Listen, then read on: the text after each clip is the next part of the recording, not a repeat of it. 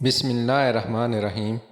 تعمیر کعبہ اور حجر اسود کی تنصیب۔ کعبہ کی عمارت صرف قد آدم اونچی تھی اور دیواروں پر چھت نہ تھی، جس طرح ہمارے ملک میں عیدگاہیں ہوتی ہیں۔ چونکہ عمارت نشیب میں تھی، بارش کے دوران شہر کا پانی حرم میں آتا تھا۔ اس کی روک تھام کے لیے بالائی حصہ پر بند بنوایا گیا تھا، لیکن وہ بھی ٹوٹ پھوٹ جاتا تھا اور عمارت کو بار بار نقصان پہنچاتا تھا۔ آخرکار یہ رائے قرار پائی کہ موجودہ عمارت ڈھا کر نئے سرے سے زیادہ مضبوط عمارت بنائی جائے۔ اتفاق سے جدہ کی بندرگاہ پر ایک تجارتی جہاز کنارہ سے ٹکرا کر ٹوٹ گیا۔ قریش کو خبر لگی تو ولید بن معیظہ نے جدہ پہنچ کر جہاز کے تختے خرید لیے۔ جہاز میں ایک رومی معمار تھا جس کا نام باقوم تھا۔ ولید اس کو ساتھ لایا اور تمام قریش نے مل کر تعمیر شروع کی۔ مختلف قبائل نے عمارت کے مختلف حصے آپس میں تقسیم کر لیے کہ کوئی اس شرط سے محروم نہ رہ جائے، لیکن جب حجر اسود کے نصب کرنے کا موقع آیا تو سخت جھگڑا پیدا ہوا۔ ہر شخص چاہتا تھا کہ یہ خدمت اس کے ہاتھوں سے انجام پائے۔ نوبت یہاں تک پہنچ گئی کہ تلواریں کھنچ گئیں۔ عرب میں دستور تھا کہ جب کوئی شخص جان دینے کی قسم کھاتا تھا تو پیالہ میں خون بھر کر اس میں انگلیاں ڈبو لیتا تھا۔ اس موقع پر بعض دعوے داروں نے یہ رسم ادا کی۔ 4 دن تک یہ جھگڑا برپا رہا۔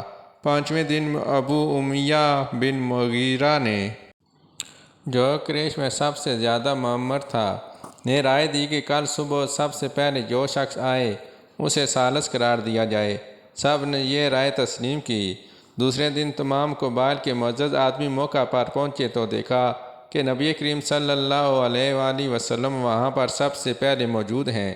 نبی کریم صلی اللہ علیہ وآلہ وسلم نے قبول نہ کیا کہ اس شخص کو تنہا بہرہ ہوں۔ آپ صلی اللہ علیہ وآلہ وسلم نے فرمایا، جو قبائل دعویدار ہیں سب کا ایک ایک سردار انتخاب کر لیا جائے۔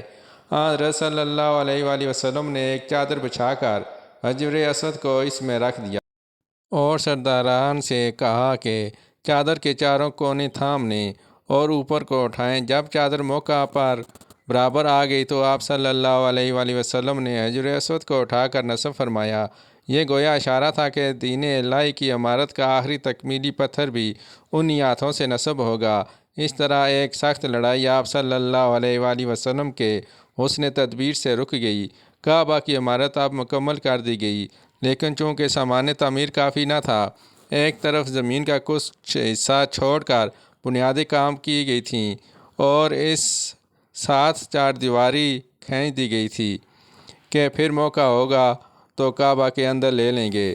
یہی جگہ جس کو آج حطیم کہتے ہیں اور جس کی نسبت حضرت صلی اللہ علیہ وآلہ وسلم نے بعد نبوت ارادہ فرمایا تھا کہ دیوار ڈھا کر نئے سرے سے عمارت بنائی جائے گی، لیکن فی الخیال ہوا کہ نئے مسلمان ہیں، دیوار کعبہ کے ڈھانے سے بدگمان نہ ہو جائیں، اور دیوار کو اسی طرح قائم رکھا گیا جو آج تک قائم ہے۔